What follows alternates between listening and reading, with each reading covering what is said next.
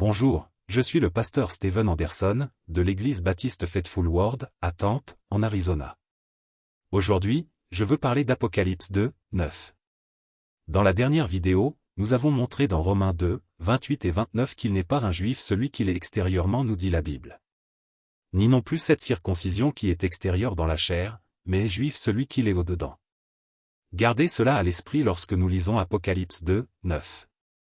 La Bible dit, « Je connais tes œuvres, et ta tribulation, et ta pauvreté, cependant tu es riche, et je connais le blasphème de ceux qui disent qu'ils sont juifs, et ne le sont pas, mais sont la synagogue de Satan. » Maintenant, dans Romains 2, 28, il est dit, « Car il n'est pas juif celui qu'il est extérieurement. » Cela signifie que lorsque Dieu regarde de nos jours les gens qui se disent juifs, il est dit que s'ils ne croient pas en Jésus-Christ, Philippiens 3, 3, ils ne sont pas circoncis de cœur, ils ne sont pas des juifs de cœur.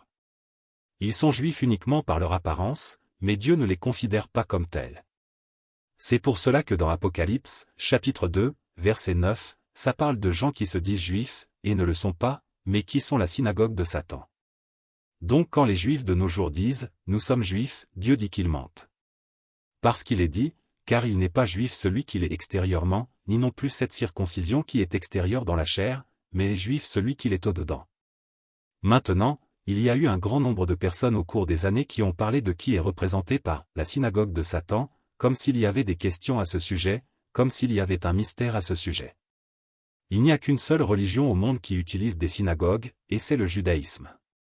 Donc lorsque Dieu parle de la synagogue de Satan, c'est clairement de qui il parle. Par ailleurs, ils sont les seuls gens qui se promènent en clamant « Nous sommes juifs », alors qu'en réalité Dieu dit qu'ils ne le sont pas, parce qu'ils ne croient pas en Jésus-Christ.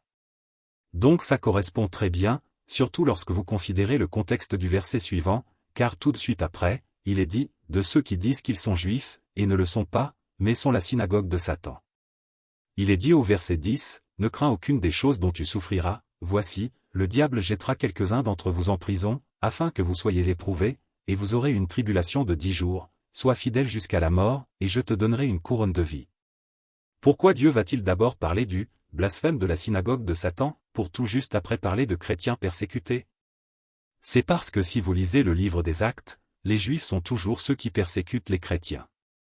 En fait, lorsque vous lisez le livre entier des Actes, vous ne trouverez jamais les Romains en train de persécuter les chrétiens une fois dans ce livre.